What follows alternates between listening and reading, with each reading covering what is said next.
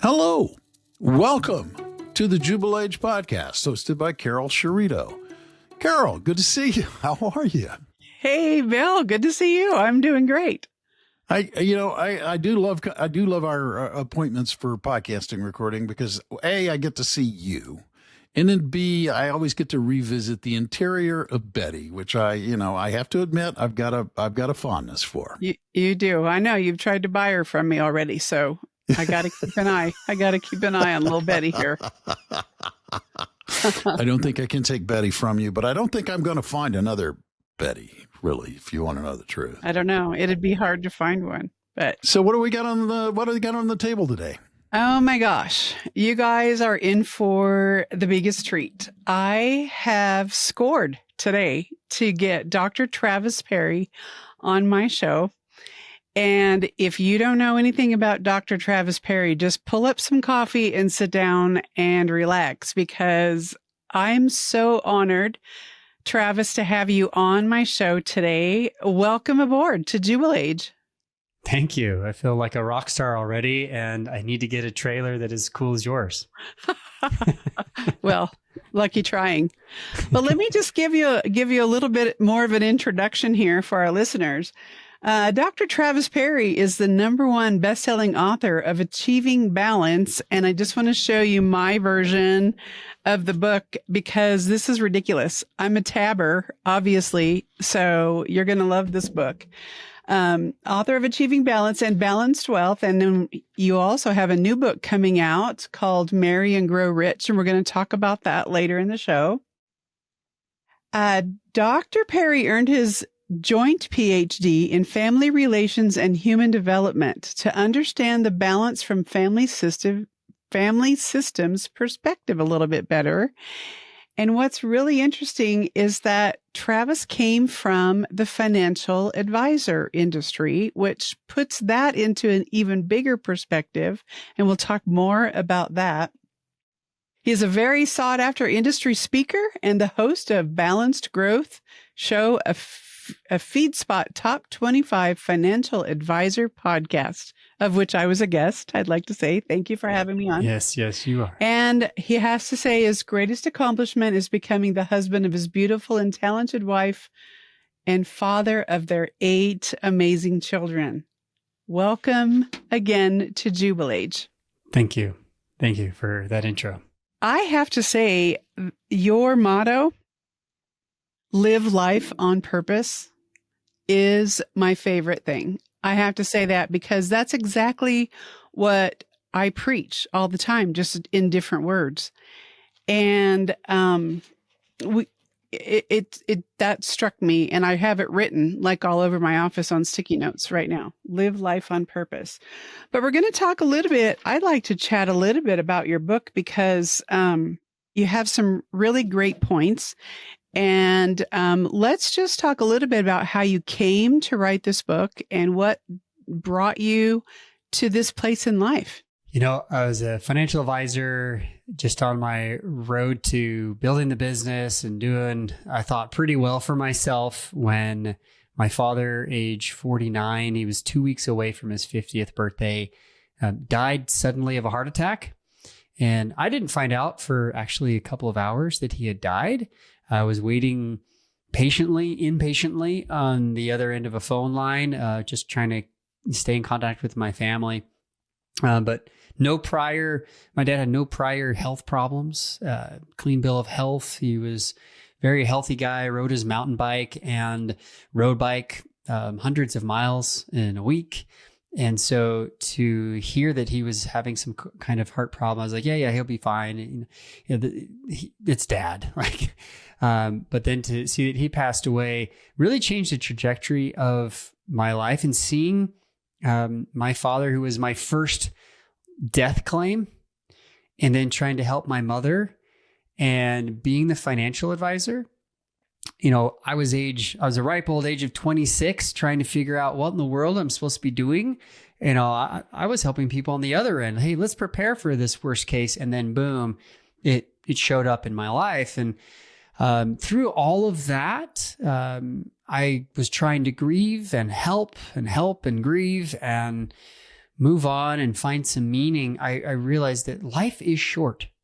When that happens, and I looked at my life, I'm like, gee, I'm halfway to where, I'm just a little bit over halfway to 50 years old.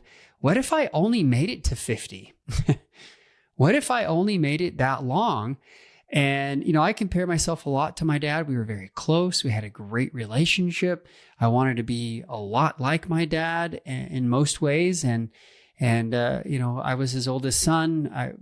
He and my mom had, 6 kids, and they'd been married, I think 25 years or so together. So that said, actually more than that, right? Because I was 26 and they were married a couple of years before I was born. So, they had a great thing going. We had a good family, but all of that changed when I realized I'm now having to help my mom grieve.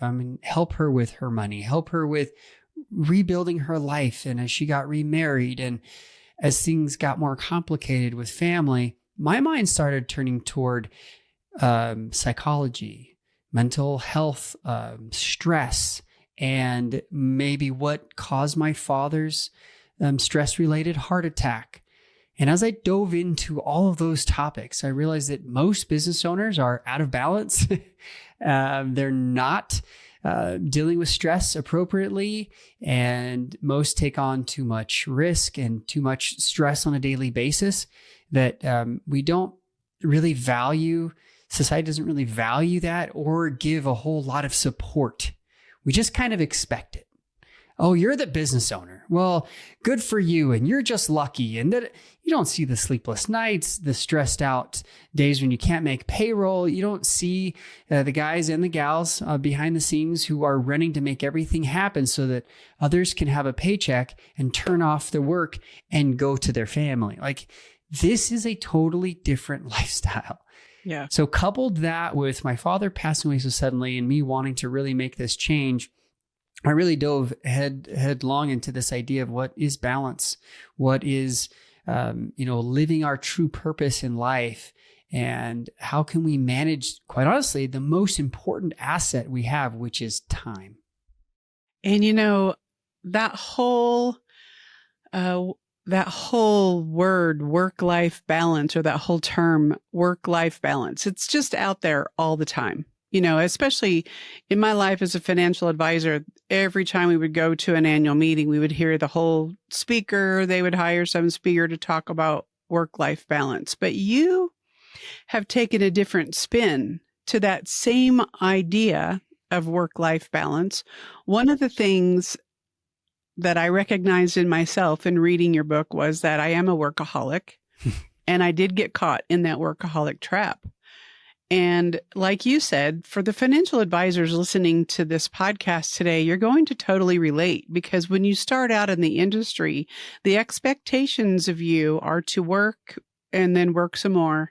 And then, by the way, come in on the weekend and work some more, because if you're not working all of those hours, that's why you're not successful. And it's exactly true. And that's how we all fall into that trap. But let's talk a little bit about your theory of not multitasking, but switch tasking, and what that all means. Could you explain? Absolutely. Yeah. So I think psychologists have really found that we can't multitask. It's actually an impossibility to multitask with high-level brainwave activities. For example, you see videos all the time on the internet of people falling into water fountains or getting hit by a car because they're walking in the crosswalk. Some not so funny, some very funny situations. And we've all been there. And I even saw somebody in the industry post the other day that she was on a phone call and forgot that her gas, was still attached to her car and drove off with the hose and that whole ordeal. Like, we've all done it. We've all done things. But what we have to understand is that multitasking has a cost. A good coach of mine, Dave Crenshaw, who wrote the book, The Myth of Multitasking, was one of Michael Gerber's first coaches, the guy who wrote the E-Myth. And he taught me really about this concept. And I've expounded upon it and helped, financial advisors figure out how to stay focused. But most of us who are business owners, we're ADD, ADHD. We are trying not to do everything at the same time, but we want to fix so many problems because that's how our brains work. And quite honestly, I believe that's how God made us. And there's a reason and a purpose for us being here. And in work life, I think sometimes that is just being able to, understand that we as business owners have this desire to do more and we just can't. So for example, some people say, well, Travis, I can multitask and I'm a woman, so I can multitask better than a man. Well, it doesn't really matter. If you multitask, you're still going to do worse than if you would have just focused. And everybody knows this. But we lie to ourselves. Why? Well, because we have supercomputers on our phone is a supercomputer. I've got 3 screens, and if I'm not careful, I could multitask with 1 trillion tabs open. One client I know had 200,000 unread email. How do you even survive? How do you survive? Well, what happens is because we don't focus on the things that are the most important priorities in our life, we allow us to get carried away and multitask on a lot of little things that really aren't as high priority. And so at the end of the day, we feel like we didn't accomplish our main things. We feel kind of let down, a little bit depressed, and quite honestly, a lot stressed. Even though we're doing a lot, quote unquote, we're running around basically jumping from one activity to another. And every time we jump from one activity to another, psychologists call it switch tasking. You're not actually multitasking. You're doing part of an email for 30 seconds. Somebody calls, you answer that. Oh, then you realize you have a text message and you didn't reply to somebody's voicemail. Well, then you quickly do that. 10 minutes later, you're back to the email and you're like, what was I? Who was this to? What am I writing about again? If that's how your day goes, which for most people, it's a reality. If that's how your day goes, then you're going to never really be as productive as you could be, never really hit the goals financially you'd like to, and then be stuck in that workaholic trap. So you don't get time outside of work. You don't get to work out. You don't get to eat the way you'd like to. You don't get enough sleep. You don't spend enough time with your family, and your spouse go, who's that guy? And by the time the kids are grown and gone, you end up with, a lot of Americans who end up divorced if they do get married. And it's just a cycle. And I've seen it with business owners now that I've studied stress and psychology now for decades. So I wanted to write a book about it. I wanted to help people out there realize that, yes, this is kind of the root cause of all of this. There's no such thing as true work-life balance. It's a lie. What we can do, and a lot of people call it different things, but what we can do is just focus on the things that are most important. When we can focus on those most important things, it frees us up so much more time to be healthier, to be connected with God, to be connected with our family, and do the things outside of work that give us additional purpose so that we don't end up working 120 hours a week. There's the Covey method, and there's all the different methods that we've worshiped over all this time. And if you were to ask me, maybe last week, not this week, but last week, you would ask me how organized I am. I would tell you how wonderfully organized this person is. And you're right. It's a lie. I do focus days and I do my thing, but you're right. I think you were watching somehow. You must have a camera in my office about the text message and the phone call. And then my dog wants out, or, then it's like, whoo, I'm everywhere. So what I really liked about what you're talking about is some of the, analysis, I think, is the right word, where you're analyzing where you're spending your time. That's my favorite, and I can hardly wait to do it.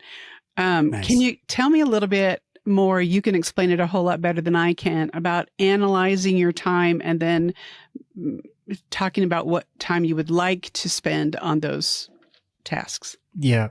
There's really 2 angles here. While I do say, it's not work-life balance. I still like to delineate between work time and all the other time you spend outside of work. And I call this the make time method. If you can be super productive at work, let's say you're working 60 hours on average. It's not too bad. Literally, I've seen 120. I've seen that in a client. But on average, Forbes is saying it's 72 hours a week. Okay. That's average. It means we're going to have some that are doing 90 and some that are doing 45, right? It's somewhere in between. So that said, if I know that's pretty average, if we want to get to something that is breathable, where you've got more time, well, the best thing you can start with is just looking at where you spend your work time. Now, what I found is that most business owners are only spending 20% of their time in their most important, highest prioritized activities. I call this your work sweet spot. Kind of like if you're hitting a ball out of a park, it's that sweet spot on the bat that just, it doesn't clang. It just feels so easy. I grew up playing, baseball. And so like that analogy really rings. You can do that. Hockey, tennis, whatever. It just takes little effort. Why? Because you're good at it and you enjoy it. And it's probably those activities that are paying you the most. So think of that in like your top 5. Everything else, if you can delegate, minimize, delete, and just really get rid of your workday, get that to your team, get that to others who enjoy those activities, you're going to be so much happier, more fulfilled. So that's step 1. And if you can get down from 60 to 30, think about the hours you can save. But a lot of us were unable to because we wear this chip on our shoulder like, I've got to work hard to be a business owner, and hard work. And no, like work smarter, not harder. That's what technology is supposed to do. But a lot of times technology has enabled us with so many things. We get overwhelmed with our tech stack. We get overwhelmed with all the notifications. So I could go on and on about how to get rid of those. I don't have notifications on my phone, on my computer, anywhere. I just don't do it. I choose to be proactive in that sense, a little Coveyism. But once you save those 30 hours, now you can look at all the other areas of life, your spiritual health, physical health, relationship with your spouse, your family, community, fun and rec, all these other areas that are all priorities. If you can prioritize those other areas, take the 30 extra hours that you've saved and invest it into the other areas that are most important in your life. So for me, it's spiritual health, physical health, relationship, my spouse, and family. So when I learned this and I discovered this process, I realized I'm working so hard and I'm a do-it-all. I'm running around doing everything for everybody at work. I'm not delegating. I'm not minimizing. But once I was able to put that into a system, into a practice, then I had all this extra time. I didn't work nights anymore. That whole, you got to work nights for the first 10 years of your financial advising career and do 100 dials every day. And no, we don't. You need to be super productive and not just do the numbers to do the numbers, not just stay after hours looking like you're busy running portfolio analysis. Like do the things that are absolutely necessary and nothing more. Because when you leave, and I stopped working Fridays after Dad died. I stopped working nights. I didn't take any more appointments. I actually had better quality clients, believe it or not. No, I won't meet with you at 7:30 p.m., Mr. Potential client. I'm sorry. When do you visit your doctor? 10 o'clock in the morning? Welcome to my world. Like if you want to be professional, then you got to show up like a professional. And that started to level up my game. And I started performing better than my peers in less time, because I kept to that. It also gave me greater balance and I was able to be there with my kids, and we have 8 kids now. And some people, you got too much time on your hand. Oh, hold on. My wife is a stay-at-home mom and she homeschools all of her kids. And so they're here at home and, we've had to create those boundaries. So I know all about working from home before it was cool. And I know all about all the excuses of and ins and outs of trying to be a dad and juggling the business and everything else. And I can tell you it can work. I work 25 hours a week. We take 16 weeks off a year. We live in other places. We experience other cultures and countries, part of the schooling, a little homeschool plug. But also, this is our lifestyle. This is how we choose to do work. And I can work from anywhere. And, not everybody can. I understand that. But to an extent, a lot of us can, especially financial advisors. We can do most everything remote if we would like. And again, that's not my main premise. But the premise is that you can be super productive and not work more. That's an issue. Some people become super productive and they continue to work more. But then you can just reinvest that time into the areas that are most important to you. You will feel, and this is the key, you will feel psychologically more balanced. You will feel less stressed. You will feel more fulfilled, and you will be living life more in line with your purpose. That's really the whole point. Time management is just a tool to help you live your life with purpose. Very good. When I do my podcast, sometimes I insert some Carolisms. So I'm going to share my Carolism on what you just said. I had a manager who told me this exact thing, choose your hours and work those hours, and don't prostitute yourself. If you don't work on Fridays at 7 p.m., then don't schedule an appointment on Friday at 7 p.m. And that's exactly right. Because when you focus on those days when you do work, you are more productive. But I also want to say that there's this one part in your book you also talk about fear. And I think some advisors are afraid to take that next step to hire the person that can take some of that off of their plate because you don't trust somebody else to run the reports, make those copies, make the coffee, for heaven's sake. I make my coffee a certain way. I'm telling you. And you're the only one that can do that, Carol. There's nobody else in the world that can do it just like you, right? Yeah. And so I think, you're the coach here, but it's exactly, you're right on target. So speaking of that, as we get into, kind of rolling down, one of the things that I loved about the whole time management thing was sharing your calendar with your spouse and actually sitting down with your spouse and their calendar and talking about what it is you do. I told you on your podcast earlier, my husband has his own business and he does this. So he's over here on this island. I have my own businesses. And I'm over here on this island. And every now and then we pass and say hey and have coffee and go on about our life. And sometimes, I don't know if he's listening, but sometimes I really don't want to know what he did at his work. Sure. It's like, I don't even know what you're talking about, so don't talk to me about that anymore. But in another way, I'm thinking, how awesome would it be for me to understand what his day is like and what he's planning to do and vice versa? So just really quickly, kind of explain that theory and how it brings it all together for a couple or even not a couple. You also talk about having someone as your accountability person. Accountability person. Thank you. Yeah, so I think there are two teams. The first team is your team at work. And in my book, Marry and Grow Rich, that is coming out, it should be available now on paperback. If you go to marryandgrowrichbook.com, you'll find it. You can get a copy of it there. But what I focused in this next book is how do you keep your balance long term? How do you keep this balance while you're trying to grow your business? Well, first, you got to be super productive. And then you can, rebalance priorities, what we talked about. Second, though, is if you want to grow the business and reach more, clients or, start hiring, more advisors, et cetera, to grow your agency, your business, whatever. You have to learn how to delegate, and you have to let that team take the pieces that you don't like to do as much. And quite honestly, you start with the list, you prioritize that list, and the top 5 you keep. Everything else you delegate. And it's the D word. It comes up on my podcast more than any other term.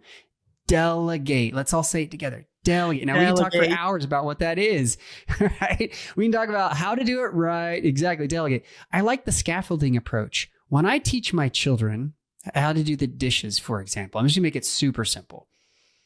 I don't start with my 8-year-old going, okay, you're old enough to do the dishes. Here's the knives and here's like the hot pads and like, we're going to do all the, here's the hot pan. And no. Well, it's like I start with them. I help them. I show them how to do it. The first time they just watch me. They've been watching since they were kids. Like they watch from the kitchen counter, like what's dad doing? What's mom doing? And then I'll teach them where things go, how to rinse them off. And if there's too many dishes, because we have 10 people in our family, we wash them and then we put them on the counter. Like that just is par for the course in our family. So I teach them the system. Once I teach them the system, I let them do one part of the system. Here, you can rinse the dishes first and I'll put them in the dishwasher. And the next is they get to rinse and put them in the dishwasher. And the next rinse dishwasher and they do the extra dishes. So I learned that. My mother taught me how to do dishes. And she said, someday you're going to make someone a great wife, because I did the dishes so well. I'm like, I'm just following instruction. You gave me a system and I follow the system. When we have that in place at work and we can scaffold our employees, we show them the system. We teach them one part. We teach them the next part. And then eventually we let them go. They're going to probably end up doing that better than us because that's the thing that they focus on, not us. So Carol, you could probably find somebody to make better coffee than you can, even though you love it a certain way. I guarantee you find a barista out there that can do it better than you. And you can delegate that to them. But in the meantime, it's that fear of letting go. It is. But the reason why we fear is because we're not sure that that's going to get done the right way. And my dad and his dad always said, if a job's worth doing, it's worth doing right, And so that whole thing of, I've got to let it go. Now, if you struggle with that, there's all sorts of psychological things we can work through. And I'm not saying this to be facetious or mean. I'm not saying this to be like, hey, you're crazy, because most business owners, we hang on. We just do, because we're afraid. We're afraid of fear of failure. We're going to fail at something. We're going to lose a relationship. We're going to lose a client. That's the biggest one I hear from financial advisors. I can't let go of that because I'll lose a client. Or we have fear of success. We're actually afraid subconsciously that we'll get to a place that others might say, wow, look at him or her. Look at the fancy car they drive. Or look at, now I know for this industry, that might be hard for us to imagine that we're afraid of success, but because we tend to put that and wear that as an ego thing. And that's a whole different story, but this is legit. I've seen this in thousands of advisors. They have fear of failure, fear of success. And it's subconscious. It's not something we think about every day. So in my book, Marry and Grow Rich, I go deeper with that. And we talk about how these limiting beliefs can be overcome, how you have to take action, even if you're scared. I see a lot of taglines, do it afraid, do it scared. Well, yeah, that's how you get through your fear. Indiana Jones did it the best, when he's walking from stone step to stone step. Like you just have to take that leap of faith and get started. Now, to bring this back, I had a financial advisor who did 200 plans a year. And he's in my first book, Achieving Balance. And once I was to help him realize, like, doing the plans, inputting the data, running the analysis initially, like, that's not your wheelhouse. That's not your sweet spot. Why are you doing it? He was afraid he would lose potential clients. And once we were able to delegate that out, it freed him up so much that he started another business with his extra time. He didn't go on to become a productive workaholic, but he was still a balanced guy. He still runs half marathons and does other things. But he started a whole other business that gave him an extra $100,000 in the 3 months that we were working together. Let that just sink in for a little bit. On the other side, the other team, so that's the team at work. So when this is working really well, eventually over time, as you train your team, they're going to be so great at that your fear will eventually not even exist. On the side of at home, where you were talking about, Carol, about you and your husband, this is where I'm actually most concerned about. I'm concerned about business owners who become like two ships passing in the night. Most marriages, most people love each other. That's why they get married, right? That's why they decide to, share bank accounts and intimacy and have children together. And it's the shared union. All right. And we can talk about marriage as a union another time, but let's just assume we love each other. That doesn't mean you're always happy. It doesn't mean that it's always going to work out. It doesn't mean that you always like each other, but you have agreed to love each other. You've agreed to do these things. That said, the highest rate of divorce used to be the first 7 years. They used to call it the 7-year itch, right? Does that sound familiar? Oh, yeah. If you make it past 7 years, you're good, right? Why? Well, because you figured out money, you figured out, the sex, you figured out the kids, you figured out how to deal with in-laws, you figured out how to, balance time. But that's not necessarily true anymore. People are getting married later. And when they have children, they're having fewer children. And we're choosing to work more. As a society, Americans are becoming more workaholics, not less. We're working more with new technology, not less. All right. And because of that, we tend to see each other less. And you brought up this point of like, we feel like we just, we're not connecting. So I suggest several things. One, meet with each other every day and have couple time just to connect. Just shoot the breeze. Hey, how did work go? And guys, especially, you don't have to give every detail because trust me, your wife will ask if she wants to know. Right, Carol? Right. Yeah, if she wants to know, like, hey, so how did you talk to who and for how long? And what did you talk about? Did you talk about his wife? Like, yes, you're going to get all the details. Women are very much detail-oriented individuals. I'm being very gendered. Of course, I'm being gendered. But two, it gives you the opportunity to just connect. Intimacy isn't just sexual. It's psychological, emotional. It's financial intimacy exists. Spiritual intimacy. It's when you share something of yours with another person. That's intimacy. So as you're sharing what you did that day, give the highlights. Maybe give the things. It's like the highlight reel. I don't want to know every, all 10 hours or 8 hours, whatever. Just give me the highlight reel. And guys, you get this. You watch sports enough. You want the highlights just sometimes. You don't watch the 3-hour game. All right. Okay. So give the highlight reel and then listen to each other. Just ask questions. How are you feeling? What you're struggling, and ask your spouse to do the same and just connect at least a half an hour a day. What a lot of couples do, unfortunately, is they come home, they turn on screens, right?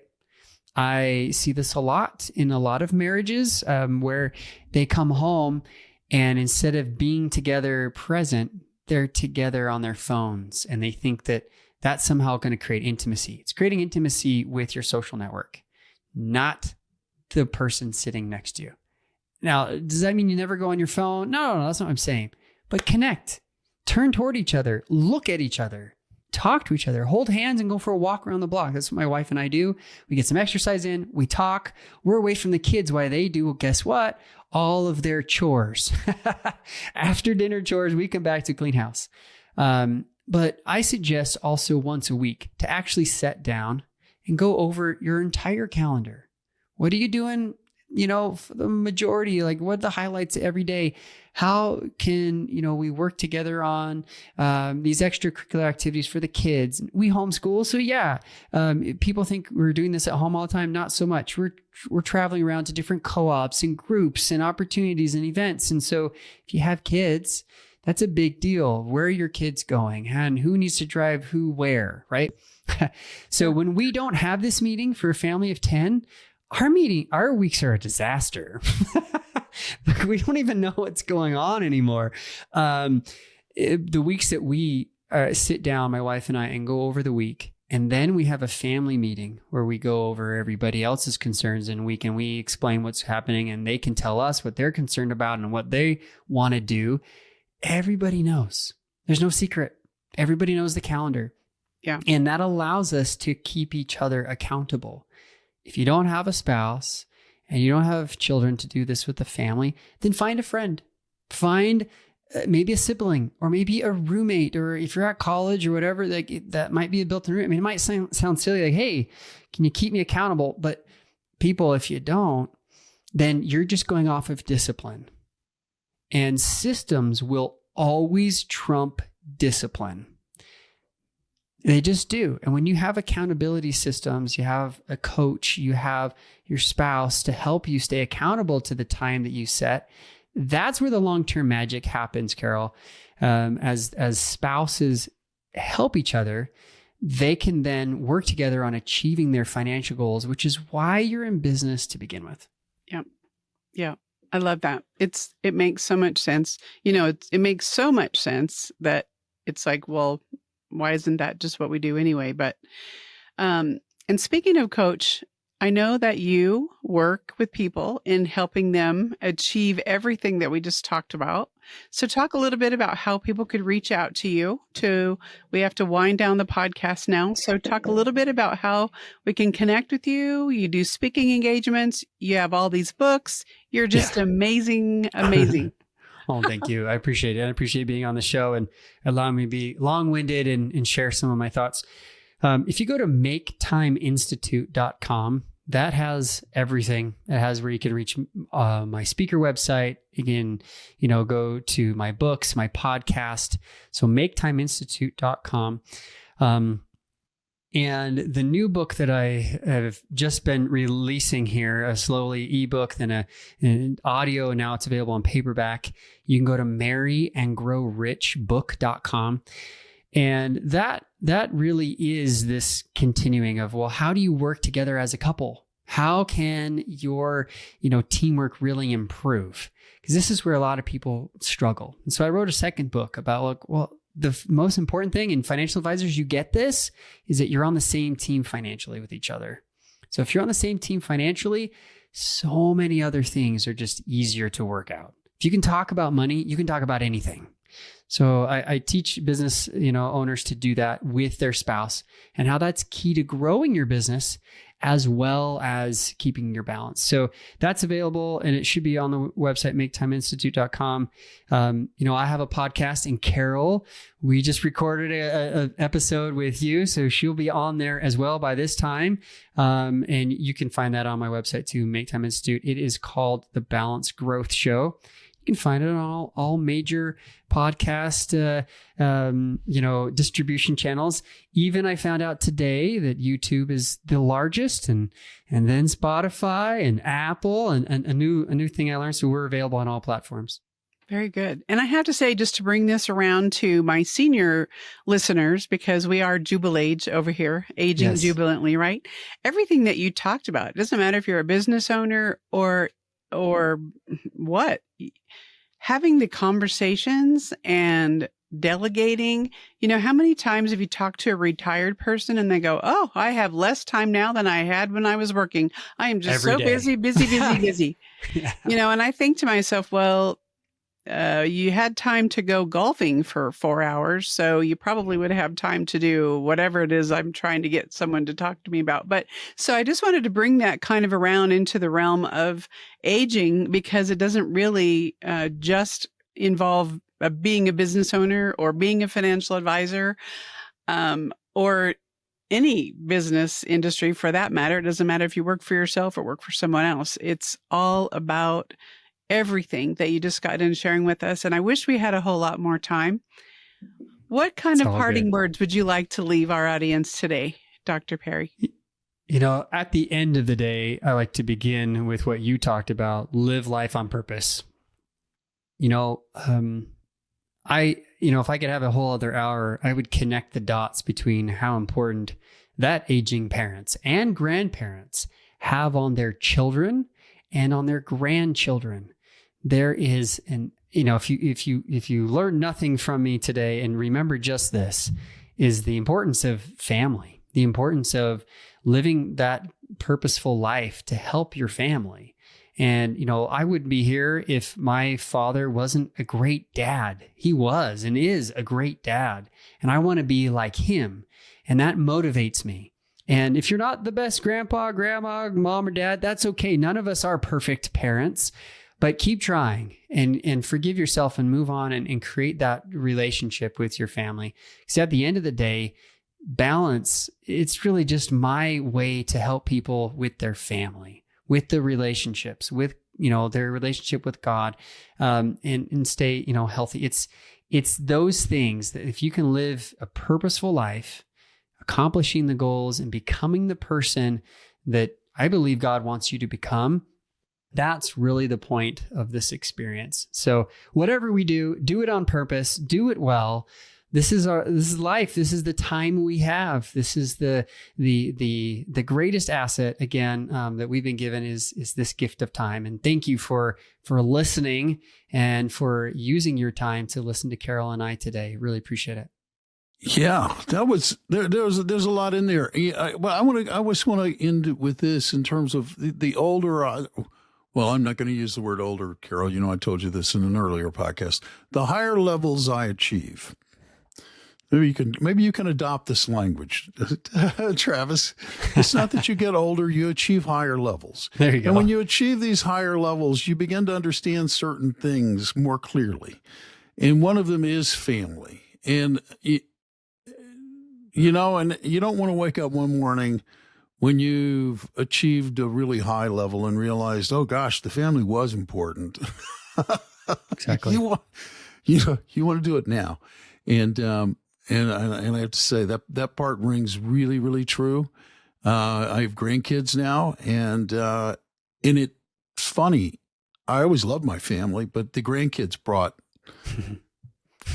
all of that into focus a whole lot more. Okay. It's just amazing. And achieving balance. God bless you if you can achieve balance. I'm sorry. I just never was very good at it.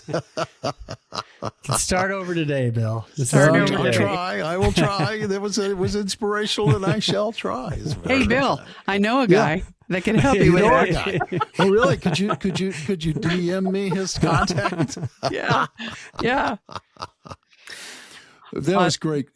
Yeah, Carol, now that we know how to get hold of Dr. Parry, how do we get hold of you if, there might be advisors who are listening to this podcast who think, hey, you know what? Maybe she could help me develop some better relationships with some of my older clients or my higher level clients. How do they reach out and get hold of you? The best way to reach out to me is go to jubilage.life. It's got all kinds of contact information on there, as well as some speaking engagements you can hire us for. You can have Betty and I come out to your location and we'll throw a party with you. We will connect you to awesome people like Dr. Travis Parry. We can do it all. Jubilage.life. Head over there and look for everything you need to know about Carol Chiarito and Miss Betty. That's fantastic. Will do. And the other thing you can do if you're listening to this podcast and you are not a subscriber, become one. That's easy. You don't have to go anywhere. You just hit the follow button. And the beauty of that is that every time Carol drops a new episode of this podcast, you're notified, you can listen, and you won't ever miss another one. So do that. It's simple. And I would also ask, if you like the podcast, if you're enjoying it, you find it useful, tell people about it, please. Word of mouth is very important, and it is a really, really wonderful tool, and we would very much appreciate it. Carol, you want to take us home now? You know what? At Jubilage, we're guiding advisors and inspiring seniors, and today we were doing it by teaching people how to live life on purpose. Until next time, see you then. Thank you for tuning in to Jubilage, where we celebrate the joy of aging and explore the financial wisdom to thrive in every stage of life. We hope you found today's conversation insightful, whether you're a financial advisor looking to better serve your senior clients or someone embracing the journey of aging. Remember, aging is a privilege, and with the right knowledge and perspective, it can be a vibrant, fulfilling experience. If you enjoyed the show, don't forget to subscribe, leave a review, and share Jubilage with others who could benefit from our discussions. Until next time, keep living, keep learning, and keep celebrating every moment. Stay jubilant.